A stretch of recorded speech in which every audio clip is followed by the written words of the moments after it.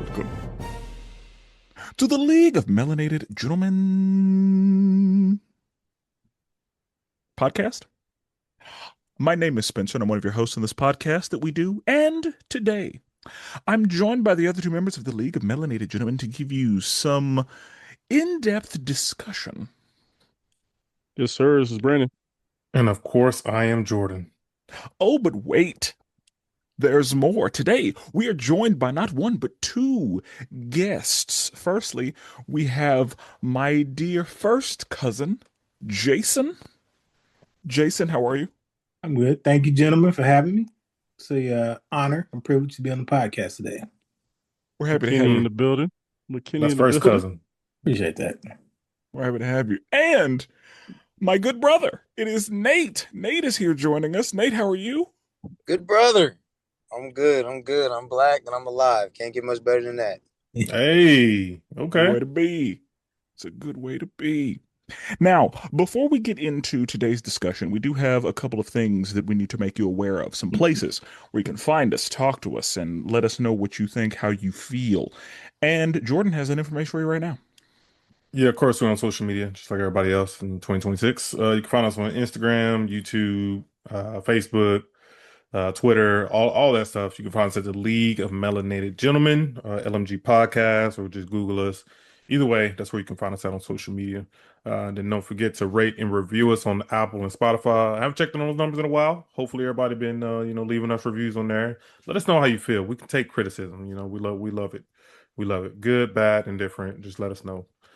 Schedule updates, of course, on Mondays is when the main episode drops. So be sure and check us out or check out any of our other episodes, over 200 something episodes. And so you have a lot to choose from. And then on Tuesdays, bi-weekly, we have LMG Presents Marvel Multiverse RPG. That is the Marvel role-playing game that we play here on the channel. New and exciting news for the episode that comes out, I guess, basically tomorrow. I got to sit down with the writer and creator. He's I don't know, he's known all over business basically. But Matt Forbeck and his son Marty Forbeck, who is also a writer on the game. Matt has created all kind of, he's worked with Marvel, he's worked with DC, he's worked with 343 Studios, people made Halo. He's written books, like he's done all that. So I got to sit down with him and his son and talk for 2 hours. So that is a first time people be hearing about it will be on this episode. So yeah, be sure and check that episode out. Uh, on Wednesdays, we don't really drop nothing no more because Brandon chooses not to, but we have an archive out there of Wrestling with Worldwide Willis. That is Brandon's podcast where he talks about all the things that were happening in professional wrestling. And it's a lot of episodes out there. So if you want to go back and dig an archive, and be sure and check that out. And then every Friday, we have DC Animation with Spenser and friends. His friend is Cassidy, and they are talking Young Justice Season 1. Yes. So yeah, be sure to check that out. We've already reviewed 10 episodes. It's crazy. Yeah, So, almost halfway done with Season 1. oh yeah. Oh yeah. So, today I'm calling this episode the Black episode. As you know, as you should know, it is Black History Month, but it is not only Black History Month, it is the 100-year celebration of Black History Month. So, Oh, I didn't know that. so as some of you may or may not know, it started as Negro History Week, and that Oh, damn, I didn't know that either. started in Talking your. about, whoa. Did you know this already, or did you Google this? No, I knew this. Yeah. Oh, you're a real one. No, Nate, don't act like you knew that too. I didn't know. No, I knew ain't this one. nobody I know knew that. that one. I didn't know it was the 100th year, but I knew it started as a week. No, I ain't know that. Yeah, it was Negro History Week, which started in February of 1926. And so here we are at the 100-year point for the celebration. And the 50 year for it actually being Black History Month, because I don't know this for a fact, but I feel like Gerald Ford made it Black History Month for the bicentennial of the US. Nice. But yeah. Uh-oh. I know. Y'all got it. Little- That's one of the when you're a dad, be like that. Yeah. So, um, these episodes will be a little more serious in tone than our usual episodes. As I said, it is Black History Month, and so we're going to have some discussions, and these are potentially questions that some people might be afraid to have. Some people may not be ready to have. Some people may not want to hear what we have to say, but they are very serious discussions. They do deserve some time. And so that is what I mean when I say this episode is going to be a little more serious in tone because we're going to be discussing some things. You may learn some things, but you will hear about our experiences and some of our thoughts on what may be controversial. We're gonna see what happens. The reason I wanted to have our guests today is because for the most part, Jordan, Brandon, and myself fit into a relatively similar box. We were all born around the same time. We're all, black, straight fathers. There's some separation in certain places, but for the most part, we have a similar set of demographics. Jason and Nate are both from a different generation than the three of us. And so their perspectives may be a little different because Jason was born in the 70s and Nate was born in the late 90s. So we're going to see what happens. Was Nate really born in the 90s? Maybe we all agree. Jason, you was born in the 70s, bro? 1977. So, man, black don't crack, brother. You look good. Appreciate it. I'll man. say, yeah. Appreciate Yeah, it. I was Good, like, I didn't know he was in the 70s. No, I didn't know. No, I thought you were gonna say like 80s. So. No, Yeah. not quite 50, but I'm pushing it. Yeah, so I'm almost there. Yeah. Okay. And are we sure Nate is born in the 90s? I thought he was like 2000. Hey, it's fact check. It's in the 90s, brother. It's in the 90s. It's 90s. You said 99. late. 99. Okay, See, so- I knew it. I knew it. You I can't knew claim 90s like I that. graduated. I do. I It was some of the best 16 days of my Yeah, life, see, brother. you almost had a whole 401k by the time you was born. So That's yeah, funny. that's again, that may change how we feel. It may not. We're gonna see what happens. It'll be interesting to see, how similar our experiences are, right? So, or dissimilar, right? Exactly. Yeah. So first, I just want to open with what's been your experience just as a black man generally. Jason, I'd like to start with you because you've been a black man longer than the rest of us. Black man longer. Well, it's funny you said that because I've been a black man longer. I've been black. I've been African American.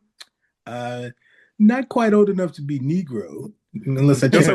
Were you colored? Were you born colored? I was not colored. Okay. I think I was black on my birth certificate. Yeah. Yeah. Okay. So, You got a decade from Negro. It went from black. I think it was then Afro American, then Mhm. African American. I think we back to black now, right? So, I think so. I think so. Yeah. I think so. Now we get the slash. We get the slash. Black slash African American. Yeah. I've never really agreed with the term African American because Same. Just looking at my history, it's real hard for me to trace any of my roots back to Africa. I'm from Oklahoma, so more than anything, I got more Indian heritage than anything else. But my experience as a black man, that's a deep question, man. I can talk about my current experiences like as a black man in corporate America, right? Okay. We were taught that you have to do, be twice as good as everybody to get, half the accolades, right? Some of the things we were taught, you hear the adage about, it's about who you know, not what you know, but that took a long time for me to realize, right? You heard it, but I don't think as black people, we necessarily networked like we needed to because it's the white man's world, right? Yeah. I don't fit in. But I don't know where to go with that. I think definitely my experiences as a black man, even my experiences being black has changed over the course of my nearly 50 years on this planet, right? Social media wasn't around when I was a kid. Social media wasn't around when I was in high school, right? So even the communication, the exposure, hip hop, even the way it's changed the world, the way it's changed people's perception of black people, the way I'm perceived as a black man. I mean, I'm 6 feet tall, but when people describe me, they describe me as this super tall, gigantic man, this behemoth of a man, this super aggressive, Right. Yeah. right. But and that's people, not people of who are not of color. That's the way they describe me. Now, people of color, my black people, this is the light skinned cat. I went through the whole, I'll be sure, Elder Barge. Yeah. I remember that. Yeah. Yep. And, before Wesley Snipes, before being darker was cool, right? So Yeah. I lived through those experiences. But I mean, it's interesting. Like, I mean, we can get into it further. I mean, just like even going back as far as like desegregation. Not that I grew up in that era, but I was in the tail end of it and watching Oklahoma transform from, where you had these relatively all black communities where you didn't have any blacks or any mixed communities and seeing those experiences. And even like the idea of, I think the way our perception has changed as far as where we want to be as black people. It used to be, when I was a kid, I wanted to grow up in a black neighborhood, a successful black neighborhood. And I think now, to some degree, it's like, if you want to say you're successful as a black man, you need to move to a white community, right? Hey, I feel you on that one. I'm gonna talk about that too. Yeah, I feel you. Yeah. So I mean, I definitely want to, talk more about that and see what you guys' experiences were. I also went to the University of Oklahoma, predominantly white university, and I'll be honest with you, I was going to go to Morehouse. My whole life, I'm going to HBCU. I'm going to Morehouse. Got accepted for a ride, took a visit, and hated it. So did not plan on going to OU, but I could not imagine having a better college experience. But also the time that I went there, I was there at a time where you had, more minority scholarships and affirmative action. I say that in quotes, right? So, I mean, it's kind of like a golden period. Now, like even going to school at those universities, those programs don't exist there. So we had a community of black folks. I mean, it was maybe 2,000 of us at the school when I was there, which doesn't sound like a large number, but it was the greatest thing ever for us, Yeah. Definitely different experiences for the kids going to those schools now. There's no programs, there's no together. Like the sense of community is different, in my opinion, right? Yeah. We're not trying to necessarily be together.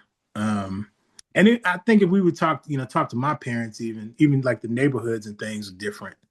Like we talk about other communities, like, you have Jewish communities, by Jewish, Asian communities, they spend the monies in their own communities. Yeah. Like, when I was a kid, I was seeing the tail end of that, right? Where things were kind of breaking up. Yeah. So I got to experience it to a certain degree, but now I don't see it at all. I don't see black communities. I don't see black businesses in black communities. Yeah. Yeah, very rare. I'd be real curious to see, you guys' experiences, and as we kind of hit on it, see what the differences are. And I'm actually more curious to see what the similarities are. Like, what are the things that haven't changed, for you guys, same experiences we went through. Not even gonna get into the racism and stuff that I've experienced as a kid, Right. I mean, we talk about the N-word, right? I mean, I openly heard that as a kid from white people. Yeah, I'm not saying I grew up in Jim Crow where, ain't no crosses on my lawn and nothing like that. But definitely different experiences now with social media, TV media, the way black people are portrayed. I think it's better in a lot of ways and worse in some other ways, right? So anyway, I've been talking. I'll let you guys kind of go into your experiences, and we'll dig deeper into mine too. So okay. Brandon, how about you? Man, like you said, it's a loaded question. It's tough. I don't think you can ever put in words how it feels to be a black person in America. But for me, like, I have the disadvantage. Like, I'm a larger man. You know what I mean? I'm 6'5", you know what I mean? Larger dude. So automatically you get, especially when you're black, you're dangerous immediately. Your so you profile is 7 feet tall. Yeah. Yeah, exactly. So you kind of have I was to. like, well, 6'5", you 6'10". I know, right? So growing up, like as a kid, like I had to like almost like lessen myself or like, you know what I mean, disarm myself to make sure everybody else was comfortable. Which as a kid, I didn't know I was doing, but I look back, I'm like, damn, I did kind of like make sure everybody else was good and like try to make sure they know I'm not, I'm not dangerous.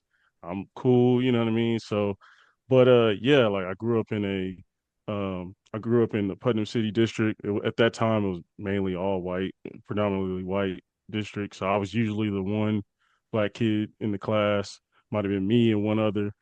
And then going to high school, it was a culture shock because I went to middle school all through predominantly white schools. And then when I got to high school, it was like, bam, that was the most black people I'd ever seen, like my age at one time. Because I went to a black church, but it wasn't all a bunch of young people. It's a mix of everybody. So when I went to high school, I was like, Jesus, like it was crazy. And so, but it was a good thing, you know what I mean? I got to learn about different types of black people. That was a cool part. Like, like a lot of times we'll talk about it, but people put black people, especially black dudes, in a certain box. Like you all like hip hop, you all Yeah, like, you know what I mean? You all play basketball, you all try to rap or play basketball. And I didn't know, oh, there's black nerds. Oh, there's black dudes who play instruments. Oh, there's black dudes who play baseball, who play, do all kind of different stuff. So it was cool exposure to stuff like that. But yeah, in the adult world, we'll talk about it. But like we know, like in the corporate world, it's definitely a different, animal in itself. But yeah, overall, it's difficult, but it's a beautiful thing at the same time. Okay. Okay. Jordan. Yeah, I think kind of like I mean, both the guys said already, like it's hard to kind of I don't know quantify what it is to be black. Like it's tough. I like what Brandon said as far as like disarming yourself. 'Cause I feel like I do that now as an adult. And I think I said it before on the podcast, but like if I walk into a store now, like I walk with my hands in my pocket, so like I don't look aggressive or anything like that. Yes, protect Um, yourself. Yeah. Yeah. yeah, because like I'm in my head, I'm like, okay, if they try to say I'm stealing something on camera, I'm like, hey, go look at the camera. You see my hands in my pocket the entire time. So it's Yeah. like that's still something I do. But I mean, as a kid, I mean, I talked about it a bunch of times here. I feel like I am the kind of stereotypical kid or stereotypical black dude. Like I grew up in the hood, single parent. I didn't grow up with my dad or anything like that. I was running the streets from time I got out of school to nighttime street lights come on. In the summertime, I was out the house the entire time. I mean, my wife tells me now, like, I mean, I love my mom and everything, but like, I do think there were some mistakes made, but she didn't have no choice. But it's like, my wife tells me all the time, like, I was never at home. Summertime, I wake up 11, I'm out the house gone. I'm not coming Hmm. back until late. Yeah. And, and it was like, wow, I could never imagine like having my kids out there late. They don't know where I'm Yeah. at. But it's like Right. it was a different time. You can easily say that, but at the same time, like that's pretty dangerous. But Hmm. that's like a perspective from an adult self now. As a kid, I loved it. But to say all that, like I love being black. Like I wouldn't want to be anything else. I always grew up around black people. Like I've always been around them until I got to college. You mentioned you went to OU, so I went to OSU, and there wasn't a lot of black people there. Like when I would see my homies, I'm like, yo, I can spot you out like blood in the sand. It's like I can see you from across campus. I'm like, yo, like yeah, you can see Yeah. me.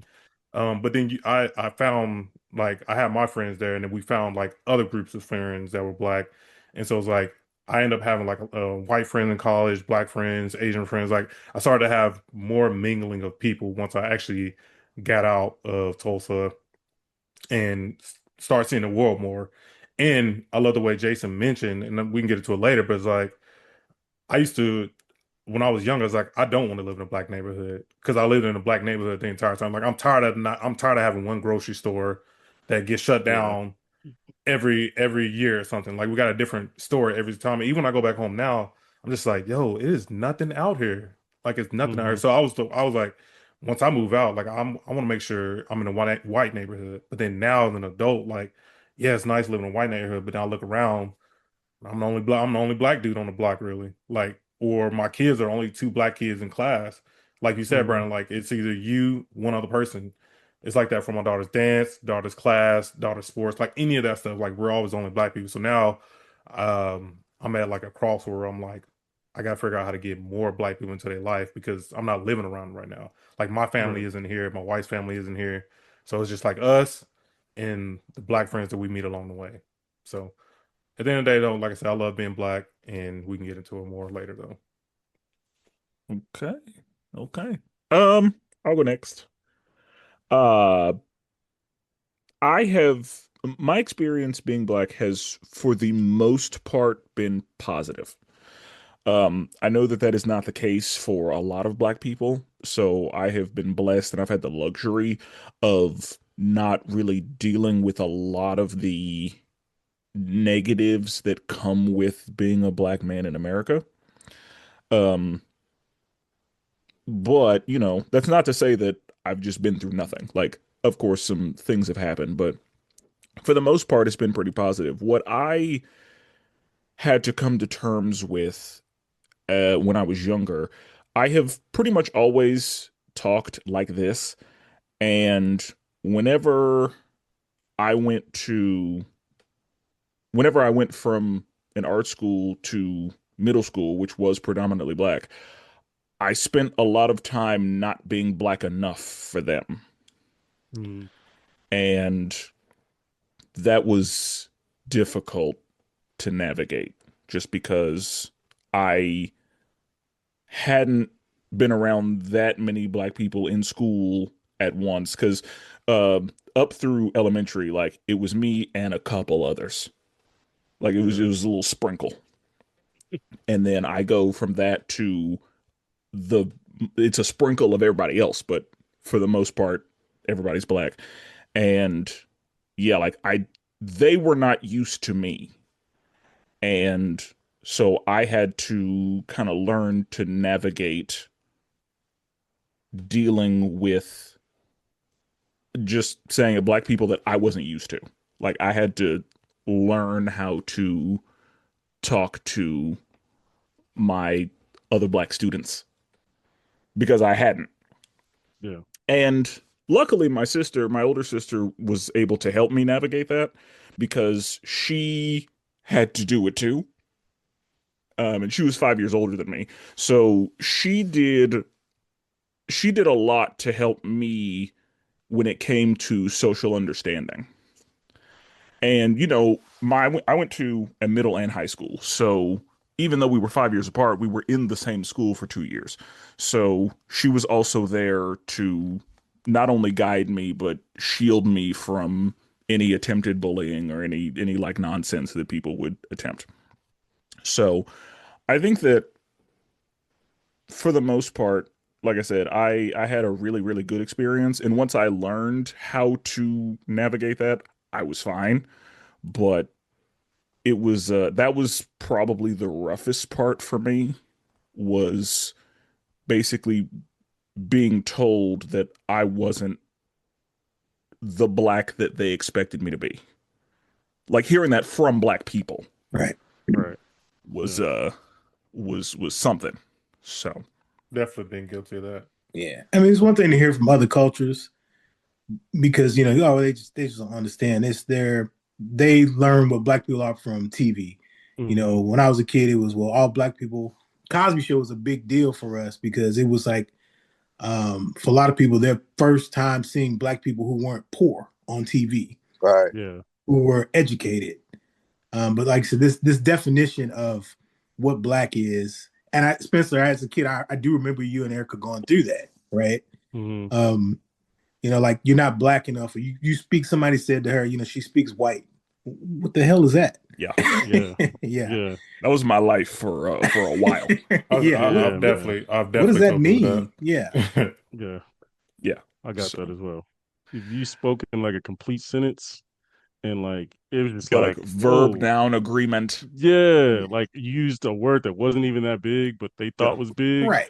But I Yeah. Yeah. mean, when you look Including the G. historically, yeah, you look Yeah. historically at black people. I mean, education has always been important for black people, even going back to slavery, because we weren't allowed to be educated. Hmm. Right. Yeah. So this idea somewhere that came along the lines that blackness was talking, with slang and jive talk and being Yeah. uneducated, like that's a small population of black folks, you know, Right. who have that experience, but somehow that's you know, to be perceived as black, you have to fit that stereotype. Mm-hmm. Mm-hmm. Yeah, it's crazy. But anyway. Nate, what about you? Man, and Spence, me and you have had so many conversations about this. Like, if I had to like pick one word to describe my experience as a black male, I've been sitting here trying to think about it. Like, all I could honestly say is interesting. Because I mean, like, my dad's side of the family is from the Mississippi Delta. Dr. King started a poor people campaign like less than 20 miles away from his hometown.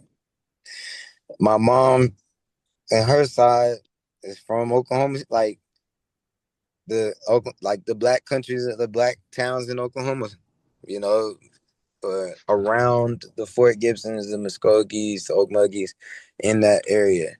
But I grew up in Edmond. And so like and crazy enough, I grew up in Edmond and spent my whole life going to school in Dell City. But not the Dell City schools that you would think of, you know, like from kindergarten through my freshman year, I was at Christian Heritage Academy. So for those that don't know, whether on the pod with us right now or listening, like, and I was talking to our head coach today. He's from Canada, so he doesn't really be understanding a lot of the dynamics behind a lot of stuff here. Like when desegregation of schools happened and white people decided they didn't want black people to go to school with white people, they created private schools. And Christian Heritage Academy is the pinnacle of what they would have wanted. Gotcha. You know, like that is what it was. And so I was there from kindergarten through my freshman year, and you know, talking about not being around or being like used to being around a lot of black people. When I was a freshman, from 7th grade all the way to 12th grade, there were 10 black people in the whole school. Damn, that's crazy. That is All of not. the grades. How big was your graduating class?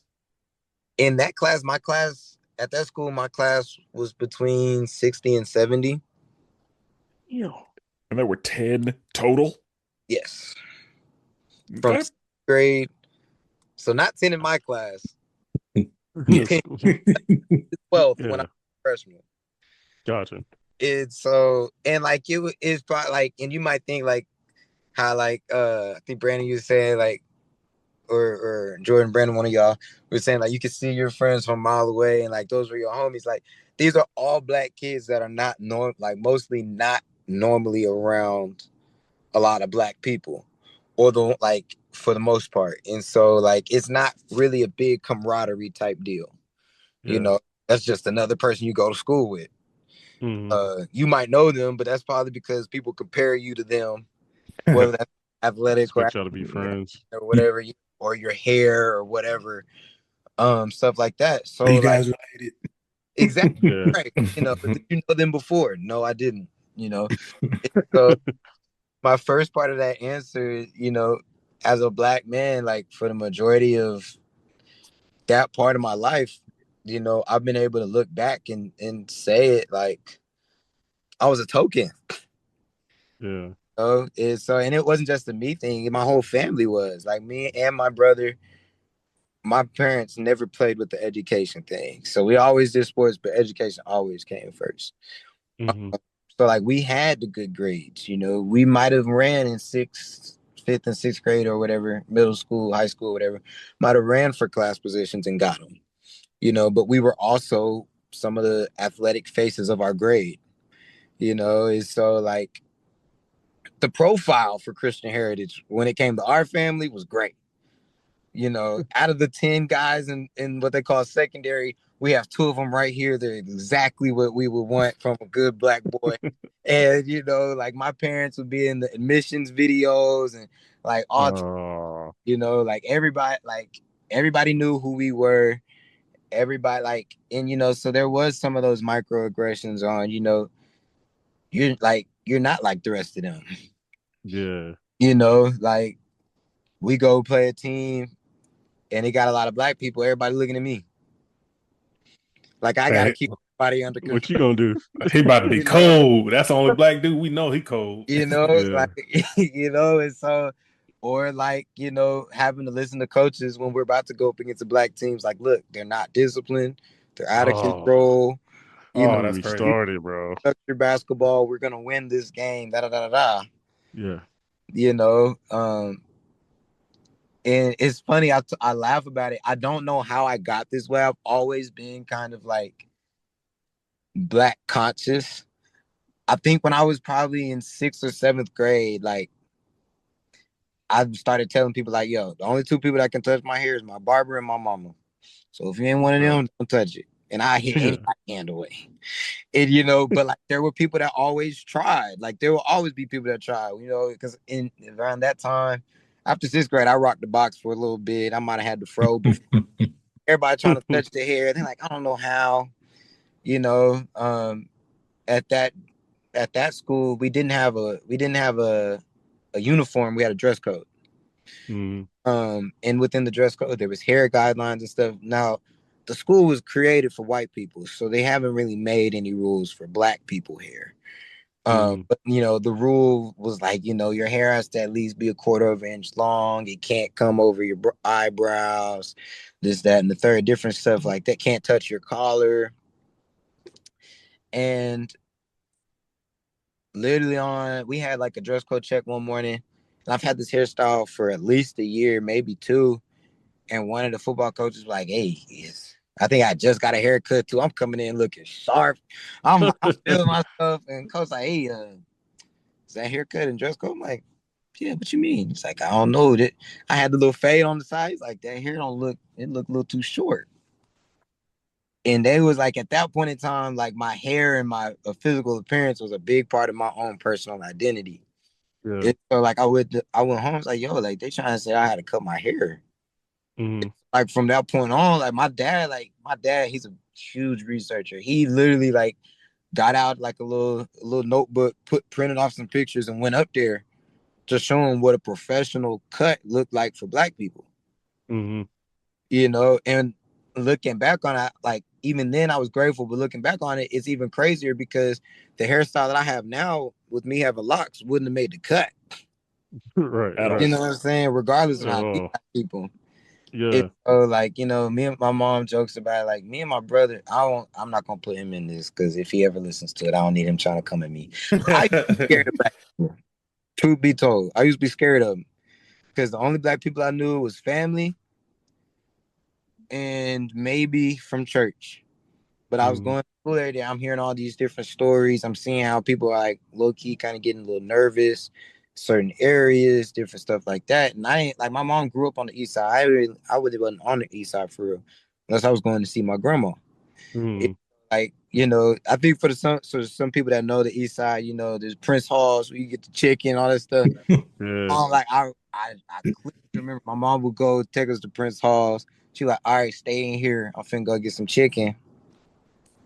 Me and my brother, we used to be hiding in the car. Damn, not hiding, It was boy. bad, Laying bro. It down was up. bad. It was bad. We used to be hiding in the car because we was not comfortable.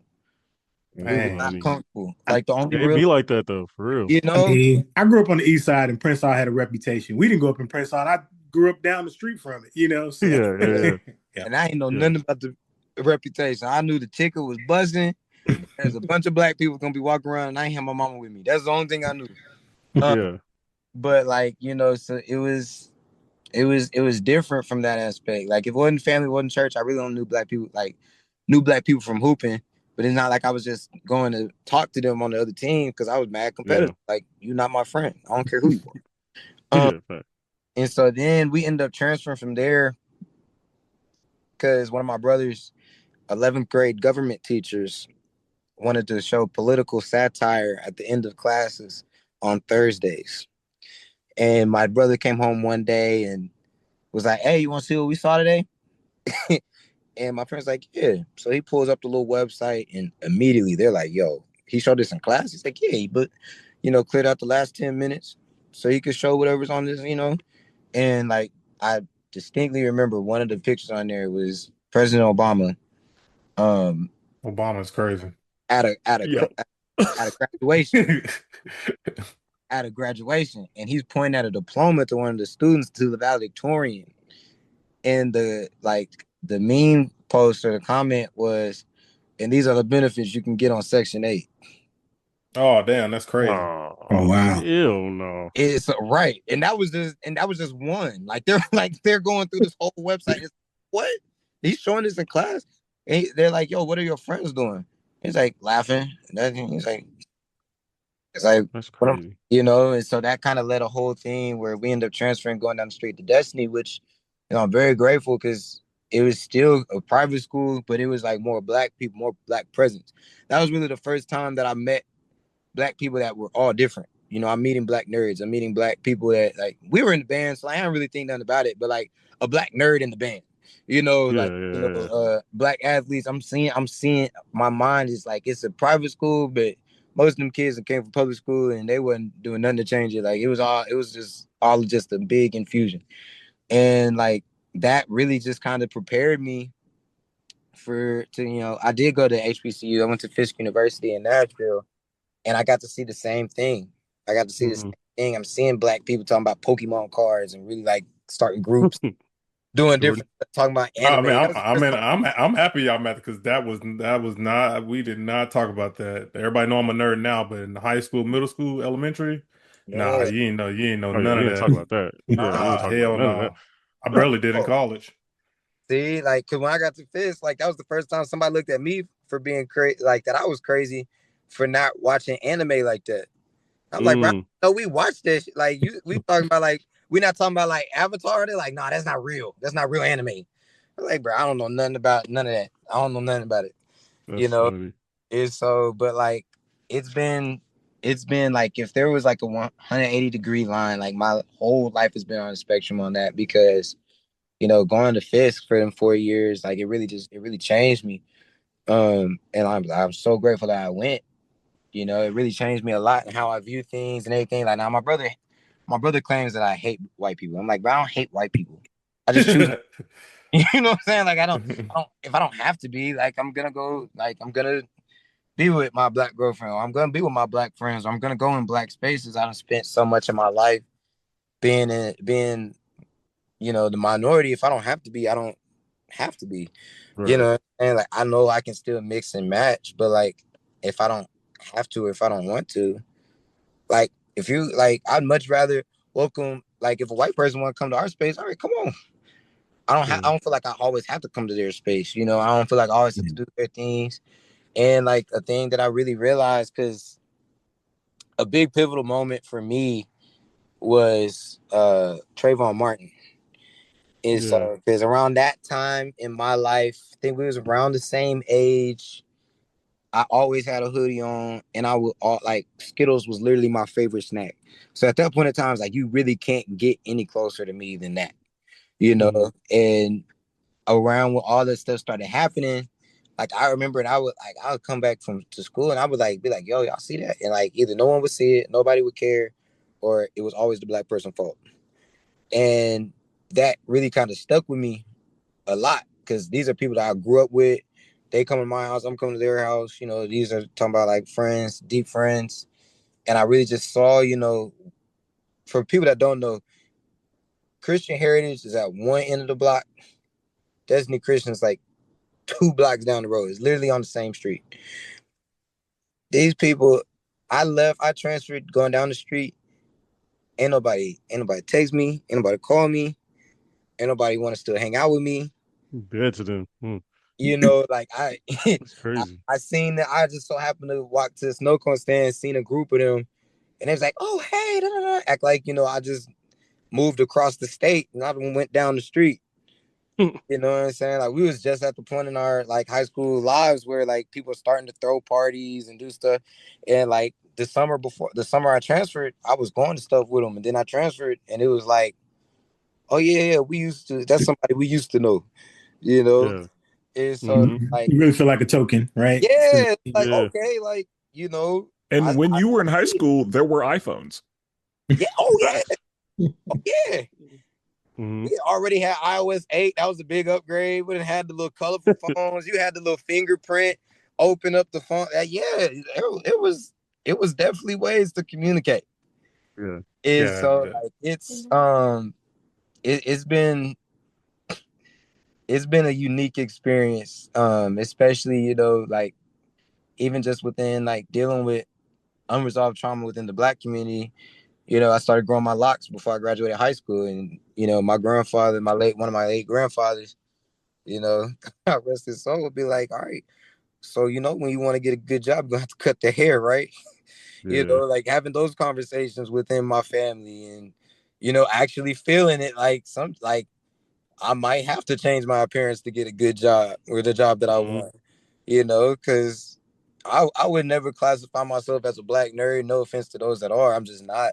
But like I'm a Black guy with codes, like Yeah. I'm that's not really something that happens a lot. So, like I'm when I go into rooms within my industry, like it's very different.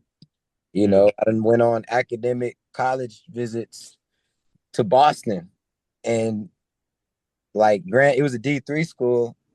If I went there, I was gonna end up running track or playing basketball, but I was there for academics, for having a 3.95 in high school. And I'm at a talk at the school, and some white mom that I didn't know and didn't know me from anybody just leans over and is like, "So what sport are you here for?" Mm, Microaggressions, bro. yeah. It's like Hmm. it's tough because like I always did hear that from my parents. Like, um, we do, like Jason said, you have to be 2 times as good to get half as Hmm. much. Same. But I heard that and grew up in a world that was evolved, quote unquote, and evolving enough to where you didn't necessarily feel it. Hmm. Is so like it was unique in its own way, man. Unique. Yeah. Okay. Okay. So it sounds like there's some alignment in each of our experiences, but definitely some differences with upbringing. So that brings me to a question that has kind of come up a little bit, and Brandon came up with this question. Do you think that desegregation has been more positive or negative? And that is like the actual desegregation of public spaces that was written into law. Uh, Brandon, what are your thoughts on that? Since this is your question. So I've been like really like diving into like post-slavery reconstruction, late 1800s, 1900s. And I'm just thinking like I think overall it's probably a positive, but I'm starting to like poke holes in it in the fact that like you said, we had so many black towns. Let's say Oklahoma, for example, like we talked about in Tulsa, right? And so many different black towns that were ran like there was a black bank, there was a black grocery store, there was a black, what I mean, auto care store, there was a what I mean? So we had all our own stuff because obviously we couldn't go to the other people's stuff. So we had our own. So it was more of a like an accountability and a reliability on our own self. So where when desegregation happened, it was like, ooh, their stuff is better, so we don't need our own stuff. And so we then kind of, some of it was obviously not our own, it wasn't done voluntarily. Some of it was torn down by, racism and things of that nature and terrorism. But I feel like it's used to be growing up, it was a obvious home run. It was an obvious home run. Desegregation was I mean the greatest thing that ever happened for black people. But then I'm like, all right, bro, like we kind of lost a little bit of like like ownership. Like we had like business, and obviously it wasn't perfect. But if you look at like the statistics from like the 1900s to like 40s, 50s, like as far as economic growth, like a lot of black people moved from the south to the north. They started getting jobs. They started getting industrial jobs. They started, factory jobs. They start creating their own businesses, all those things. And I feel like after that happened, we started sort of like depending in certain ways, some demographics. I hate to throw us all in a group, but some of us start depending on the white people's version of whatever we were doing, and then stop investing in what we were already building and was already successful. So that's kind of why the question is asked. Like, there's many other areas to it. There's pros and cons to both, but yeah, that's kind of what my thinking was. Okay. Okay. So, Jason, you said that when you were growing up, you saw some of this happening. Of Yeah. course, you were born uh, after everything was desegregated, but as we know, just because it went into law doesn't mean it went into effect. Right. Absolutely. But I think what I experienced was that forced desegregation, right? So when I was a kid, grew up on the east side, we still had black neighborhoods, but what they would do is instead of going to like a neighborhood school where you'd see everybody in your community going to the same school, we got bused all the way across town. So, Oklahoma City's, quadrants, right? Northeast, southeast, southeast, southwest. We got bused all the way from the northeast side of town all the way to the southwest side of town for school, right? So you take this, this group of neighborhood kids and you push them out to this white school in another community, right? And what was crazy about it was like, looking back on it, it was we, instead of being in a school that was predominantly black, right?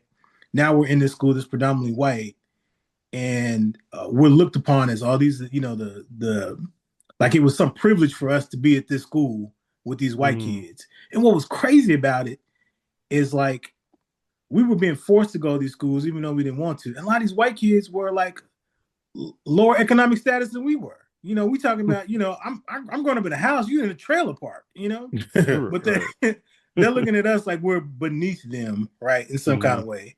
But I think for me, that was kind of like the start of it, like the idea that like we don't need black communities, you don't have black teachers teaching black kids, right? Most of my teachers were white, right? Yeah. And most of the black teachers were teaching white kids, right? My mother's a teacher, right? My mom's a teacher. I don't think my mother ever had an experience where she was teaching, at an all black school, predominantly black school, right?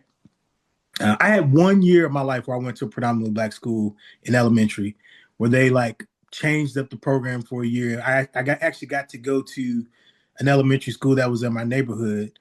And I went from going to an elementary school that had maybe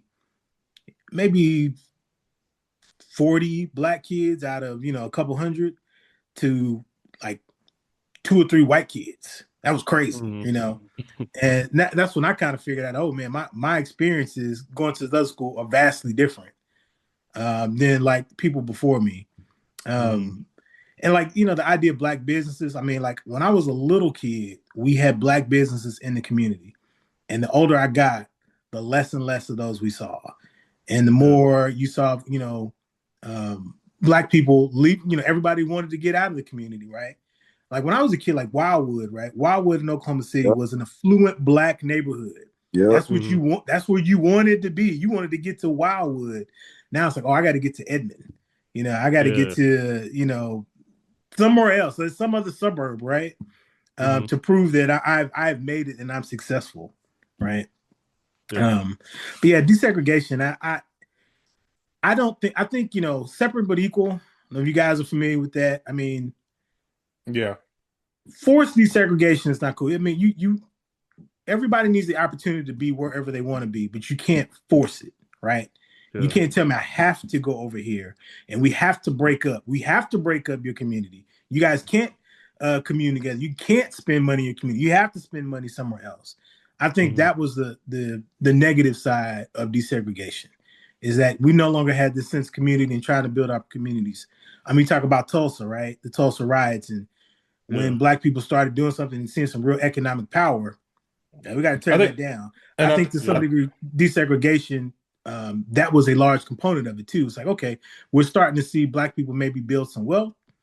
Let's break this up.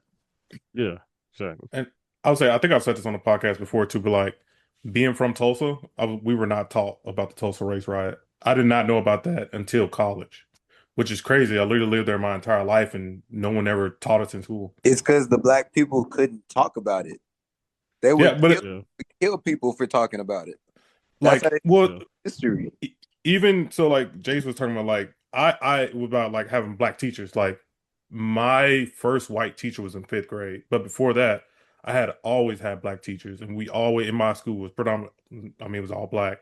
So like Black History Month came around, like we went hard for Black History Month. Like everything was black. Like it was always black around, like everything, like posters on the wall and all that. But like they go extra hard. But like I always had black teachers, and it's crazy to me that we never, like my moms or my family, nobody ever even told us about the race riot, and it wasn't until college, like until a white teacher told me, and I was like, I just remember being in class, and I was like, wait, what? What is this? Tulsa race riot? What happened? And I'm like asking questions, like, and they're like, what do you mean? Like, you're from Tulsa, you don't know about this? And I was like, no, none of my friends know about this either. Like, what are we doing? Like, what? Like, it was not talked about. So yeah, it's just it's crazy. That still kind of blows my mind Deliberately about excluded that. from the curriculum. You have this required course you have to take to graduate from an Oklahoma school, Oklahoma history, and that Oh, is so nowhere in stupid. the textbooks. There's Bro, no it's mention crazy. of it. We literally taking Yeah, Oklahoma history, but we're not talking about that. yeah. Yeah. Oh, in Oklahoma history, it's about counties and county seats. That's Yeah. Mhm. Yeah. that's I learned about all the count. Like we had the final for that class was a map of just blank counties, and you had Yeah, to I do remember Yeah. that. you Right. had to know Maybe the which county was where and what the Yeah. county seat was. And I was like, this is not Oklahoma history. But No. and then geography was next. And I was like, okay, so geography, okay. Yeah. But Yeah, it's yeah, crazy. We got to know about everything that happened before 1850 and everything happened after 1850, but we failed to mention, what happened in our own state, in our own city. Like this Yeah. is Mhm. crazy. They go like Reconstruction. There you go. Slavery, Reconstruction, Martin Luther King. World War II. Yeah. Uh, you know what I mean? Yeah, that's about it. That's the most black you'll ever see. Yeah. It's it's rough out here. And again, it's Black History Month, so that's why we're having a black episode. Hmm. So, um, I think that I think that large scale it is a positive because I do like and I think it's a good idea for people to have experience and access with other people. Like I think it is a positive thing for people to be around people that are like them, but also around people that are not like them. I think that there are some positives there. I think that in like the immediate aftermath, it was pretty negative because there were a lot of black people who immediately lost their jobs whenever desegregation happened. Because it is my understanding that whenever integration happened, a lot of black stuff was just shut down, Mhm. Hmm. which is why a lot of kids were forced to go to different schools. So it was very negative in the immediate sense for a lot of the black people that were in the black spaces. But unfortunately, separate but equal never happened.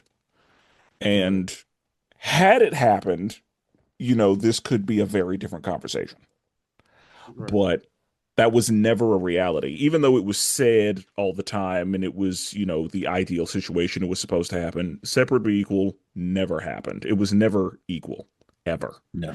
And like we've already established, every time black people did get it together, they would burn it to the ground, Hmm. or they would drown it, or they would build Right. a highway through it, or like they did everything they could to ensure that black people were never successful beyond a certain point. And so there is a part of me that wonders if this was a part of making sure that remained the case. Right. But I think that large scale, it is a good thing because black people should be included and involved in everything. And that should be an option. Mhm. I just want to make one point. I know I already kind of went, but I think I kind of want to go back to what I was saying. I think from a social standpoint, I think it's been mostly good. I think from an economic standpoint, mostly bad. Yeah. Right? You talk about Yep. you mentioned businesses, and that kind of made me think about it. Back when you had segregation, you had black bus companies and white bus companies. the black bus companies were owned by black people. Well, now with desegregation, we don't need a black bus company because black people and white people can ride the same bus. But those black bus owners aren't allowed to keep their businesses. Now somebody white is going to get that business. So yeah, I just want to kind of hit on that. No, and this is a discussion. So jump in. Yeah. We're not necessarily taking turns, but yeah. And that was kind of more my thinking was economic. I agree. Long term, yes, but I just feel like it kind of ruined for some people. Some people stuck with what they had if it wasn't forcibly shut down, stuck with their business, and then maybe just through time got gentrified or whatever, or just didn't have the money wasn't coming in because people were going elsewhere. But yeah, mainly economic. Like you said, it was probably a black laundromat or you know what I mean. All these different every commerce you can think of, probably black people were in those spaces, and then desegregation had one effect one way or another on how it worked in the future. Yeah, I think that like it's tough because like, you know, I think about my grandmother and my mom were literally a part of segregation. You know, JC, you said that you were born in 76. My mom was born in 63. You know, so my mom actually desegregated schools in Oklahoma City. Yeah, my mom did too. Was a black teacher at white schools when my mom couldn't even attend there. You know, like, so my grandma always tells us a story about like the things that she's been able to do in this life and everything. And I think she's like 85 at this point. And you know, one of my grandma's first big jobs was working for the FBI in Oklahoma City. And so like it's tough hearing different stuff like that and just different stuff, different stories that have been like, even just occupation wise, that have been so big for my, like in my family's life, that probably wouldn't have been granted, or the opportunity would not have presented itself had desegregation not happened. But I've honestly never really been, the more conscious and stuff that I've gotten as the years have gone by, like I've become less and less a fan of it, to the point recently I've started hearing different things about, you know, desegregation wasn't even really our cause. Yeah. Desegregation was something that white people said, well, if you're going to have the rights that we have, we're just going to bring you where we are, so you can't do what we want to do better than what we already doing, like y'all have been. Which how they really pushed that desegregation, because all we wanted, and literally when I heard it, I really had to sit and think like, facts, we wasn't fighting for desegregation. We was fighting for rights. Separate but equal. Yeah. We just wanted to vote and live in peace and you know, be able to be a citizen in this country that, you know, that we got brought to. That's literally what we've been wanting to do. And not the country that hate us. Facts. And not die for aspiring to be a citizen, you know? And so it's like, because honestly, especially the past few years, probably since COVID, I've just been like, man, I know they got a brutal history, but the native people, them, you know, the native people, they got it nice. The ones that at least got the reservations to where nobody can mess with them. Prior to today's day, because I don't even think that's safe no more. But I'm not really. I think that desegregation has been more of a negative than anything, because I think in a lot of aspects we forgot who we are and we forgot how powerful we can be whenever we're together, rather than when we're separated. You know, like went to breakfast with my grandma, you know, and she still live on the east side. She actually live in Wildwood. It's still, and you know, so we going to scramble. Where's Wildwood at? I mean, I hear people talk about it, but obviously I'm not from here, so Wildwood it's on Kelly and 50th. Yeah, it's like between 50th and Kelly up to 63rd and Santa Fe.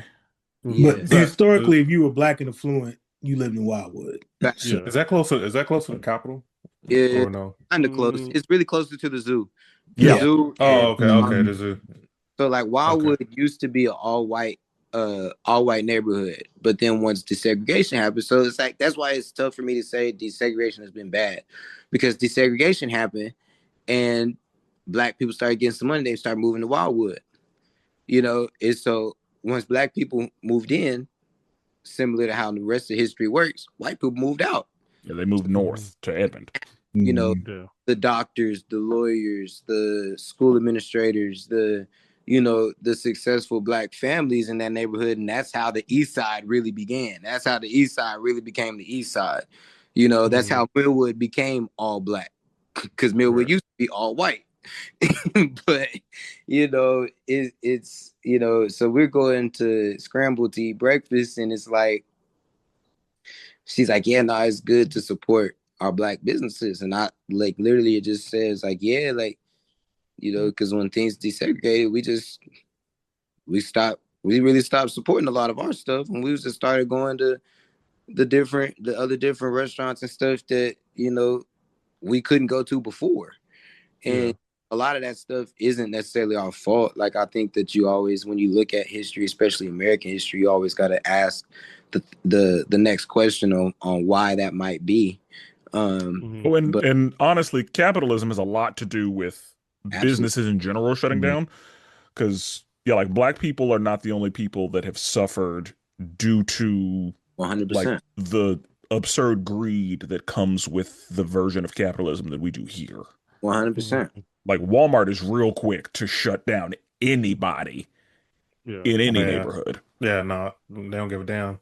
Yeah. Uh it sounds to me like honestly how y'all talk about the Wildwood, how y'all talk about Wildwood and the East Side, like that's what the North Side was in Tulsa. Like the North Side of Tulsa used to be the white side of town Mm-hmm. until black people started moving in, and then white people was like, nah, we gotta get up out of here. Mhm. Um, I mean, I don't have a lot more to add to the conversation that you guys have already added. My biggest thing though is I think when everything was segregated, like it forced black people to like have their own and to make it their own. And I do think that we need to get back to like having our own and being able to open it up to anybody that we want to. Like it's nice being able to go into a black owned restaurant. Oh, I mean, yeah, restaurant business or anything. Because me, when I was growing up, like we had a corner store around the corner. It wasn't owned by black people. It was owned by the Middle Eastern people, Mm-hmm. and they definitely was not messing with us like Yeah. that. So it's like all the stores that I would go to as a kid were not owned by black people anymore, unless it was like a barbershop. Like I knew the barbershop I knew was black owned, a little mom and pop restaurant I knew was black owned, but outside that, it's like I didn't know a lot of black owned stuff. So, but I don't have much more. I'm curious to see what the other questions are. On top of that, and I ain't gonna be long, but it didn't only just force us to kind of like have our own. It forced minorities to stick together. You know, Yeah. Mhm. I'm sure everybody on here, centers took place in the town that my dad actually growing up went and got his hair cut and everything. And Mm-hmm. so before he left Mississippi, and like he would talk about the movie and just talk about like how real it was, like how it would be a black town, but like the Asians would have their shops there, and you would go shop with the Asians, and like the Asians were cool with the black people, and Mm-hmm. it was that different infusion that was still accepted, and like we understood, we as black people, we as minorities in this country, we understood that we had to stick together, because if we didn't, then nobody will. And now, like, we have so many movements in 2026. We have so many Yeah. movements, and most movements are all individualized, and we can Yeah. rarely even come together to make one big movement and produce the numbers that could help things be impactful. But it forced that as well. Divide and conquer. Facts, Yeah. facts. Yeah. I mean, that's a part of why, Jason, you had to deal with light skin comments. Because, Yeah, like, Mm-hmm. exactly. uh, okay. Okay. So, in your opinion, can black people be racist? No. It's funny you say that. Absolutely. I was about to say I agree. I absolutely agree. Especially I older black people. Like, bro, not yeah. my mom, but like I know like other people. If they see anybody Asian, they all Chinese. Like they all they don't care where they're from. Like, mom, that person is not Chinese. That person is Korean. Like, Well, I they want don't to care. talk about that though, right? So I agree with you there. So I think it depends on what is your definition of racism. So something like that, like anybody Asian is Chinese, right? Yeah. Is that racism or is that Prejudice. I think it's ignorant. ignorance? Ignorance, Ignorant, right? You yes, know, because but to some they're not degree taking the too, time like out. I'll be honest, to some degree, man, I have a hard time, like people from other cultures that are not black, I have a hard time differentiating this white person from another white person, this Asian person from another Asian person. Yeah. So sometimes I get it when white people cannot distinguish me from another. Y'all look just alike. Like we look nothing alike. What are you talking about? The problem, Yeah. the problem I have with that is like you can identify 98 breeds of dog, True. but you think that Yeah. Jason and Jimmy are the same person. I can Yeah, guarantee you, if there are some people looking at this, if they were watching this podcast, this Zoom view with all five of our Yeah. faces, would not be able to tell us apart. Yeah. We all look completely different, but Very much Right. so. you know, but it's like they're not picking out features; they're looking at general skin tone, and that's Mhm. it. That's what they see. Yeah. Right. I do think black people can be racist. I do think so, but we understand that racism, we don't have the power because that's where racism comes from. Critical. So it's Yeah. like we don't have that power, but we can be racist. But And it's that's not like where I was going it's to not with racist, the racist. definition. How do you Definition is define brutal. racism? Right. How you Yeah. define it determines the answer. Because yeah, like if Because for me, I can say like, because from what y'all say, it like I would absolutely say 100% to whoever asked. I was actually just talking to some of my high schools about this this past week because they was talking about it and brought me into it. Black people, myself included, can be prejudiced as hell. Mhm. As hell. And like whether you like prejudice or not, it's a thing. You know, everybody's gonna have their selection of things they like more. Some people like vanilla ice cream more than chocolate. Some people like sherbet. It's all the same to me. You know what I'm saying? some people say cucumber tastes better pickled. There it Oh, is. so man, You fit feel me? that Some in. people, There it is. you're not in like I don't think the problem has ever been like what people like and what people don't like. That's normal. You're not gonna like everything. Right. But like for me, racism and like being racist is like black people can't be racist. And Jordan, you already said it, like we don't have the systemic power to be or the systemic history to truly be racist in America. You know, like granted, like maybe we're in like a all black continent country, whatever, and we have like a lot of power over there. Right. And then we can become the racist Then we because can we become have the power. racist. Yeah. Yeah. But I think that like even if you look at the areas that applies, I don't think you really see the same racist tendencies as we see here. So like for me, it's a hard no. We can be prejudiced for sure. Yeah. And prejudice for Yeah. sure. And if you want to call prejudice racism, I mean, all right, tomato, tomato, all power to you. Yeah, I like the distinction though, you know, because Yeah. there's prejudge and prejudice is one thing. Yeah. When you talk about racism, so let's talk about what we really mean by racism. If you flip it, right? If you flip the power dynamic, Mhm. black people versus white people, would we do the same things to them? Yeah. No, I mean No. we don't have that history of being No. colonizers. That's the thing. Yeah. As far as like race, white people win. Like they are, Everything. their racism is top tier. And I know that there are, you know, Asian countries that deal with racism, and there have been some issues where there have been some African countries who were racist toward Middle Eastern people, for example. So that has happened. But yeah, as far as like, I view racism as systemic. Yeah. And because that is the case, racism applies to marginalized groups. Because that's the case, no. As you said, black people don't have the power to be racist. Like, when it comes to, and nobody does except for the W's. That's just what it is. Right. The Like, W's have the power to be racist because whenever black people or anybody else do something that is considered racist, it doesn't, it can't really hurt white people mhm, because there's no power there. none. Like saying that a white person can't come to the cookout doesn't really affect white people. Not at Right. all. Calling Okay. white people, whatever, they get called, like all this making fun of white men on the internet that's happening right now doesn't really hurt them. But whenever you look at redlining, just as one Yeah. example, Yeah. I mean, a Bad, huge example, but like one example, like that's not bad. something black people can do Right. Mm-mm. or do anything about a lot of times. And Yeah. so, with that being the case, I would say no. But if somebody Let me. looks Oh, at racism as just hating somebody for looking a certain way, anybody can be. so Yeah. Spencer, I always got to stop you when you say something that people might not understand. You said Ah, redlining. So, everybody, we it's have true. listeners who don't know that. So, explain to them what redlining is. Explain to our Oh, Tulsa audience what redlining I know what redlining is, is. but I know not everyone knows what redlining is. okay. So back in the day, redlining, I'll give the short version instead of like a long history. Redlining was basically drawing maps and actually designating neighborhoods as green, meaning yes, these are the good neighborhoods that banks should loan to, and that those were the white neighborhoods, and then the red neighborhoods were the black neighborhoods that the banks were like, no, we're not giving any loans to anybody who is in this area or trying to buy in this area.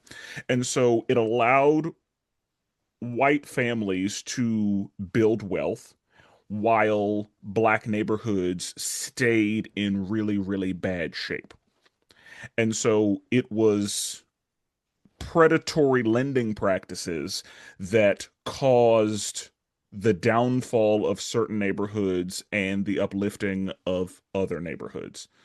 And we see the effects of redlining still today. Like you can drive through Absolutely. almost any city and you can look and see, okay, this is where the red line was. Yeah. You cross the street and you can tell there's a difference in like quality Mhm. service. I Oh mean, man. all Yeah, of the it. infrastructure. Yeah, where you can see where Yeah. the spin. You can see where the spin stops. There's literally a line. Exactly. Yeah. Yeah. It's Yeah. so drastic. And honestly, like a lot of times, if there's a food desert, that's an Yep. example of redlining. Hmm. That's Bro, definitely the don't flip even get me started on that. Like I said earlier, it's like when I grew up, even now, like, well, it's a lot better now, but no stores. But like only food option we had, you either go get you some churches, you get you some fast food. Chinese food, and and we had a Popeyes, and that's it. Outside that, you had to leave North Tulsa to go get something else, and we didn't have people delivery. Like nobody was delivering past Booker T, basically, which is like this. It's like Booker T is North Side, but it's like it's not the deep North Side. But it's like yeah, when no Taco Bell ain't delivering, pizza ain't delivering, like nobody's past a certain point of time. And I'm talking about So grocery. Yeah, I was. Yeah. I haven't lived in Oklahoma City in 20 years, but I mean, are there any grocery stores on the east side even today? Like, No. They got a Like We black tried. homeland. They got a black is it homeland. black you're homeland right. now? But the thing is Yeah. that homeland is more for the people that work at the Capitol than like But black people are there because it's they got close. Park But Lane. yeah, I mean they have some black murals and shit on there because it is on the east side. But I mean, they that got to fit homeland in expensive somehow. as hell. Yeah. But yeah, No. like I Yeah. got to go to Belle It's Isle. yeah. Yeah. No, it flips. Like I feel like they had one for a little bit, but then it shut down. You know what I mean? Kind of like Jordan said, they just rotate them in, and then they don't. They never sustain. Yeah, I mean there was the one on 23rd Martin Luther King, but yeah, like Yeah. that's a Exactly. Yeah, parking lot now. it was Yeah. Homeland. It was Humpty Dumpty when I was a little kid, but oh yeah, whoa, yeah, Mm. y'all had a Humpty Dumpty here too. We had one in Tulsa yeah. too. I ain't heard that. I ain't heard that name in a long time. Yeah, but it's the idea of if it's a black neighborhood, insurance rates are higher, so doing business there, and you don't want to put business there. I mean, it's going to get robbed. Yeah. Yeah, like black communities are more violent. Black people are more violent. Right. The idea that black people are more violent is, yeah, historically Yeah. inaccurate. Yeah. True. And it's crazy that that's been perpetuated, but That's media, and that's like a whole nother conversation too. yeah. Media. So I that let's talk about this. In your opinion, does the black community have a victim mentality? When you We say that, what do you want to mean by that? What do you mean by that?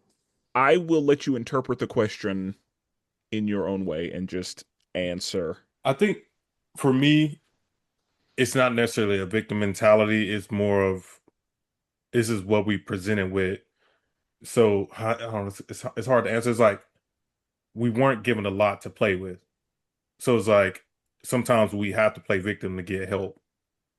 Um, yeah, that's a tough question. And like I can't even say that we're putting our blame on other people, but it's just like we weren't given the same starting line. So it's hard to not complain and sometimes be a victim because you want to catch up. But it's like how can I catch up when you have, I don't know, 200-300 years ahead of me? It's Mhm. like somebody's great great grandpa had money and they just been passing the same money around for generation.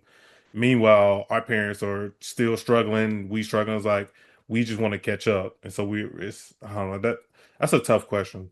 Like that's a real tough question in my opinion. I It is a asked, tough question. I asked the question because like some people would say yes, and for the people that say yes, my response would be like, I don't think we have it enough. Because and like almost to the point of Jordan, like there's so much buried history that has been the cause of so much stuff that we see today that we don't even know that we are the victim in this situation. Like, Desensitized. Yeah. Yeah. but desensitized and sometimes ignorant just because like there's so much stuff that we don't know. There's so much stuff that we don't understand. And like to the point of not like growing up in Tulsa, not knowing the Tulsa Race Massacre, it was 2 years ago we learned that we had somebody that survived the massacre in my family. And which is Mm. why I know it's like no, like parents and families stopped telling that story of the massacre and everything like that for real. Because if you were caught doing so, you would literally get put to death in Tulsa. So like they in an attempt to bury that part of that history, like everybody wants to talk about the number of single parent households and how much the black father is not present in their child's lives or in their families and stuff, but nobody wants to talk about the fact that when they created welfare, black people couldn't get welfare if there was a man in the house. So it was either try to schedule your welfare visits while they was at work or you needed them to go. Yeah, like, Nobody and they would, whenever they would do welfare check, they would look for men's shoes and they like, everything.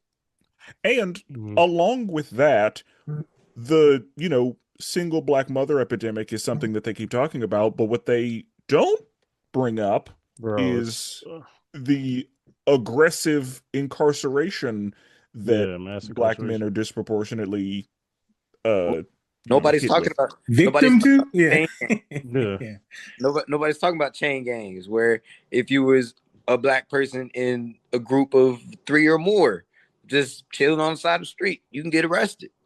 We Mhm. Going to jail. I've definitely been pulled over because of that, and I'm sure I've told the story before, but it's like friends in the car going to go play basketball. We get pulled over by undercover police.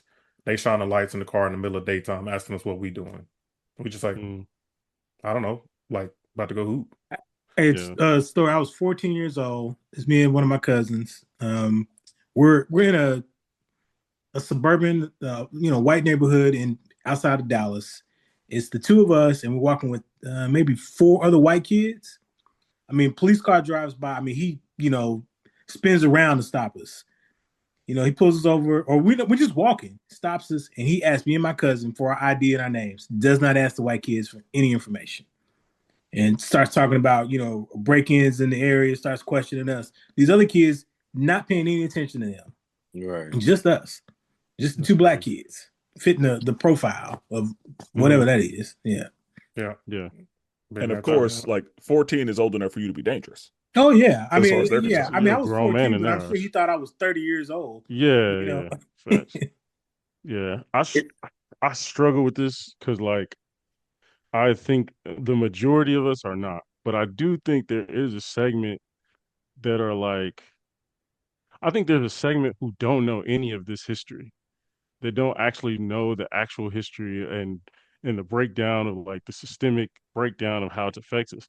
But I think some people are like literally trying it, like are not because like I just try to think like from my grandpa's perspective. Like, my grandpa was like a no excuse type of dude. Like he was just like, hey, these crackers out here acting wild. I'm gonna just do what I gotta do. I'm gonna make sure my family and he built his house in New Lima in a black town. He did his thing, right? Land we still own to this day. And sometimes I'm like, I get it, but sometimes it's like, bro, we just got it. Sometimes I'm like, can we just push through the bullshit, which we know is there, obviously there. And a lot of black people are doing it, as we've seen, like a lot of economic success. But I feel like for us to lift kind of our lower class to the middle class, some of them gotta like push through some of the bullshit, and some of them are like, I want to say it's more ignorance than it is victim mentality, I but like, agree. yeah, some of them are ignorant to the possibilities they do have that they lean on the every shut door that's ever been closed on them. They lean on that and go, well, I couldn't do this. Well, I couldn't do that. When it's like, okay, yeah, you're right. Like that's BS. We should get that handled through voting and all these other avenues. But there's also proven black success over here that we should be leaning on. And for some people, I think they're just ignorant to the fact I don't know if we haven't done a good job of educating them, or they just don't want to know in general. But it just feels like there's a certain segment that we need to lift up to a new class that just is either leaning on that or again, maybe just ignorant. I'm not sure. I I think see. it I think is. it's ignorant. I, Yeah, and it's not even from like an ignorance thing, because it's like not their I think fault. some people could be saying like ignorance is kind of harsh word. It's just such a lack of exposure. And, that's something that kind of Yeah. like I kind of had to recognize myself. Being able to see different people, like going to school, with people from Memphis, Tennessee, Mississippi, like throughout all different types of parts of the world. Like I've been able to see like what I've been able to see is something very different than what somebody sitting next to me has been able to see. I've had all four of my grandparents from until I was like 24, 23 or 24 years old. My parents have been married for 30 years. My grandparents have been married for longer than they was alive single. Like the things that we've seen, the things that you've seen, or anybody else, like somebody might not have been able to see those things. That was me. That was me. Yeah. Like There, yeah. I So was like like, yeah, go ahead. Go ahead. there are some moments where people have been able to see different things and have just decided to go a different route that's made their life harder. And when the door gets shut, then they just whatever. Like that could be like a thin line example, like an outlier. Mm. Like I think like a lot of people like they haven't seen it. Like, well, a lot of people's like, well, if you just went to college, but you don't know what things have actually happened within not even just their life, but within the family life cycle that they've been going through to where they didn't feel like college was an option, or they didn't do what they needed to do to make sure that college was a legitimate option for them and not be Mm. $6,000 in debt. Like Right. it could be so much. That's why I say like I don't feel like we do it enough, and a lot of I don't feel like we do it enough is because we don't truly understand. Well, To like for a lot of stuff, you got to look back 2 generations. but I think that's Hmm. systematic though, right? Yes. Absolutely. Yeah. Yeah, Yeah. I mean, it goes back to the question about racism. I mean, even like we don't understand, but we don't understand because the system doesn't want us to understand. Right. I mean, even you talk about like, you said I like what you said, Nate, about we're not victimized. We don't feel victimized enough. You talk about the difference between Malcolm X and Martin Luther King, right? There's this idea that you have to take a side. You have to pit those two against each other. Malcolm is saying, stand up for yourself, arm yourself, exercise your Second Amendment rights. You know, um, Oh, I said it backwards. Martin is saying, peaceful protests, right? Mm-hmm. And we have to make a decision. Which one are you going to be, right? Are you going to be a Right. peaceful protester? I mean, why can't we do both? Why was Malcolm X demonized, right? Yeah. So I mean, it's all a part of the Right. system. They don't want us to know. They want us to be peaceful because they don't want us to have any economic power. They don't want us to exercise our Second Amendment rights. If we want gun control in this country, every black man should go register for a gun. Man, That's I've why been saying that for California years. has that's why California has gun laws, because the Black Panthers had guns and California was Exactly. like, uh-uh. Yeah. Absolutely not. Yeah. Yeah, Like, exactly. NRA would be all over that. Because yeah, the NRA, whenever black people get armed, they're real quiet. Yeah. Mhm. Real quiet. But yeah, whenever white people's gun rights are infringed upon, they have all the things to say. Mm-hmm. Oh yeah.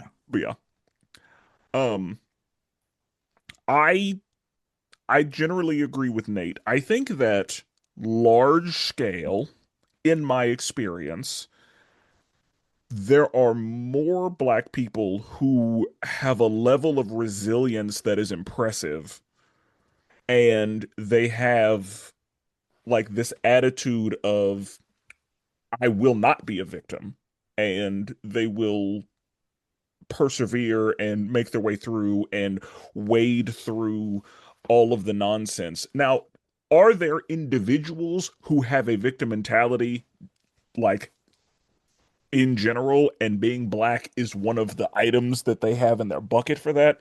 Absolutely. right. I think that I see it more with individuals than large scale. Large scale, I see the opposite in two ways. One, I agree. I don't think it's happening enough because of what black people have been through and are still going through. And I see black people that very specifically would, like Brandon's grandfather would be like, no, I'm not about to be a victim. I'm going to do what I need to do, even Mm-hmm. through all of this nonsense. And sometimes quietly, Mm-hmm. or like without trying to cause a fuss, without, trying to get in anybody's way. They're trying to be over here and do their own thing and really just try to be by themselves so that they don't interfere with anything going on, or so that they don't end up like being seen by white people and now white people got to come do something about it, or Right. whatever. So I mean, in my own experience, black people should be a lot louder Yeah. about the issues and Mm-hmm. the problems. And what's funny about that is now, in the world that we live in, there are some white people who are victims of state violence, and they're like, where are all the black people that should be talking about this? It's like, Yeah. we've been talking about it for hundreds of years. Tired. Mm-hmm. And they're like, this isn't my America, it's mine. Yeah. Like Yeah. this is very normal for us. And I can't even, like, we've lost count of how many innocent black people were killed. Yeah. Like Well, and it doesn't make the news yeah, anymore. we're desensitized. There's no outrage because it's normal for us. Yeah. Like that's just Mm-hmm. what happens. And now that and I'm not even going to say now that, because the state has been violent toward anybody it needs to be forever. But now that we're able to record and capture a lot more of the things that are Yeah. happening, there's sudden outrage, and it's like, well, I black people have been mad for a long time, Mhm. Yeah. but whenever we're mad and nothing happens, or nobody says anything, or you're just told to get back on with your day, or you're just told that's the way it is, or not to worry about it, or oh, we're working on things will get better, yada yada, then yeah, honestly, I don't think black people are loud enough about the issues that plague the black community that have nothing to do with the black community, that are not caused by or perpetuated by the black community, that are imposed upon the black community. Right. Mm-hmm. But Yeah. yeah, that's just where I am. But again, I have absolutely met people with a victim mentality, and them being black is just an item in their bag of being a victim. True. Yeah. But yeah, I think large scale, absolutely not. So, um, I am gonna ask just one more question for this episode, and I just kind of want to. We've kind of talked about it a little bit already, but we may go into a little bit more detail. I want to know has has being a black man made you have to like when has it made you uncomfortable being yourself? Oh, Mm. easy. Once I entered the corporate world, easy. Before that, I mean, now I'm like when I'm around like people I'm comfortable with, obviously I don't code switch as much. But like once I entered the corporate world, it was over with. Code switch. You know how many times a day I want to say the word nigga? Like, nigga, what are we doing? Like, you know Nigga how often I tripping. want to say that. Nigga, bro, like what is this nigga doing? Like, nigga, come on. Like, what are we doing? And so like Yeah. 100% once I entered the corporate world, had to switch up. Had to switch. Yeah. Just that's That's how you survive.